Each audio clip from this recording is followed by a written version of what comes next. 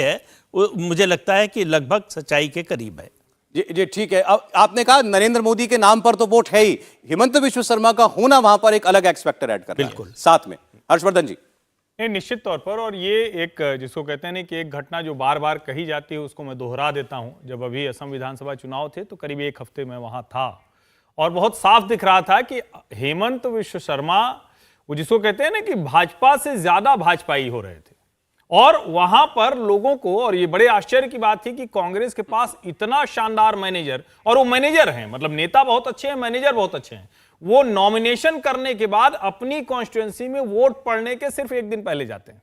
वो कहते हैं कि अगर मैं अपनी ही कॉन्स्टिट्यूएंसी में जा रहा हूं तो मैं कैसा नेता। उनका भी एक अलग तरह का एक सिद्धांत है। और वो सिर्फ असम नहीं, पूरे पूर्वोत्तर में एक नेता के तौर पर, एक यूनिफाइंग फोर्स के तौर पर, और जिसको हम बार बार कह रहे हैं कि एक ऐसा व्यक्ति जो नॉर्थ ईस्ट का चेहरा बने, वहां की संस्कृति को लेकर आगे बढ़े, वो हेमंत विश्व शर्मा दिखते हैं। तो जो भावेश कह रहे हैं वो बिल्कुल मुझे भी वही लगता है कि असम में तो लगभग कमोबेश यही स्थिति रहने। और देखिए टैली में कितना असर पड़ा है। 12 पर एनडीए अब आपको दिखाई दे रहा है, 3 पर इंडिया अलायंस। कुल 16 सीटों का सर्वे असम के साथ मणिपुर जोड़ा हमने, तब यहां पहुंचा है। मणिपुर का असर असम में नहीं रिफ्लेक्ट होता हुआ दिखाई दे रहा है राशिद किदवई साहब। जी बिल्कुल। देखिए जो वहाँ की राजनीतिक स्थिति, वहाँ बिल्कुल विपक्ष जो है, जो इंडिया अलायंस है, वो इस समय बहुत असम में बहुत कमजोर है। बहुत सारा उन्हें वहाँ होमवर्क करना है। होमवर्क के बाद भी कितना नतीजा निकलता है ये देखने वाला होगा। देखिए अभी जो मध्य प्रदेश, राजस्थान, छत्तीसगढ़, तेलंगाना वगैरह के चुनाव हो रहे हैं, उस चुनाव में अगर विपक्ष का प्रदर्शन, विपक्ष मतलब गैर भाजपा राजनीतिक दलों का प्रदर्शन अगर अच्छा होगा तो इस सब जगह आप देखिएगा थोड़ा स्थिति में सुधार भी हो सकता है। राज्यों का विधानसभा चुनाव के नतीजों का असर आपको लगता है लोकसभा के लोगों के मानस पर पड़ेगा? जी क्योंकि उसका ऐसा लगेगा कि एक संदेश जाएगा जिससे जो जिन छोटे दलों की बात जो हमारे मित्र भावेश झा कह रहे थे, वो उनको लगेगा कि ये भी एक विनिंग कॉम्बिनेशन हो सकता है इंडिया अलायंस, तो उसकी तरफ वो लोग खिंचेंगे और जुड़ेंगे। उससे वहां की नहीं देखिए ऐसा है कि इस तरह की उम्मीद 2018 में भी लगाई जा रही थी, जब 2017 दिसंबर में कांग्रेस जो है उसने बहुत अच्छा प्रदर्शन किया, बीजेपी को 100 से नीचे ले आई।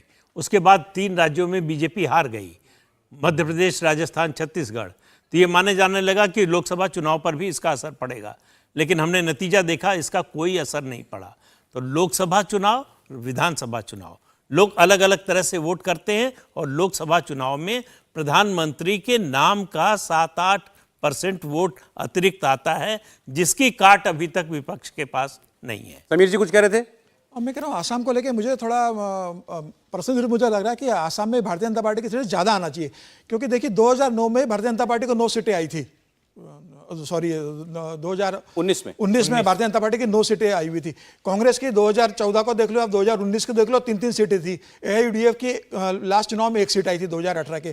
तो मुझे ऐसा लग रहा है कि जिस स्थिति में वहाँ पे मुख्यमंत्री काम कर रहे थे हेमंत विश्व शर्मा, और जिस हिसाब से भारतीय जनता पार्टी का संगठन मजबूत है, संघ का बहुत बड़ा नेटवर्क है वहाँ पर, और कांग्रेस जिस हिसाब से वहाँ वीक हो गई है, तो मैं उम्मीद कर रहा था कि कम से कम 11-12 सीटें हेमंत विश्व शर्मा जिता देंगे।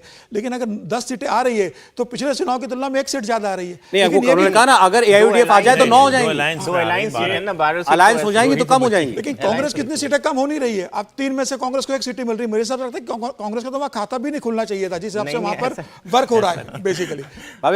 अति उत्साह में ऐसा नहीं था बोलना चाहिए।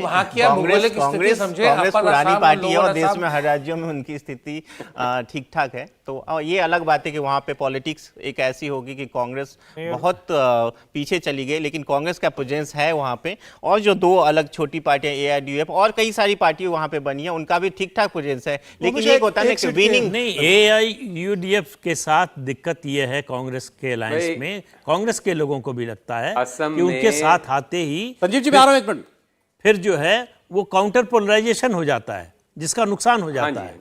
तो इसलिए वो कांग्रेस पार्टी एआईयूडीएफ से अलायंस नहीं करना चाहती, पोस्ट पोल भले ही अलायंस हो। बोलिए संजीव जी।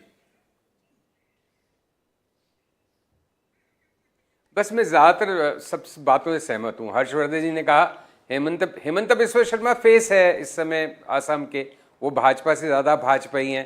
प्रदीप जी ने कहा कि 33% से ज्यादा मुस्लिम पॉपुलेशन के बावजूद बीजेपी का बहुत अच्छा प्रदर्शन है। भावेश ने अपने रिमार्क्स में कहा कि वो वहाँ के योगी आदित्यनाथ हैं।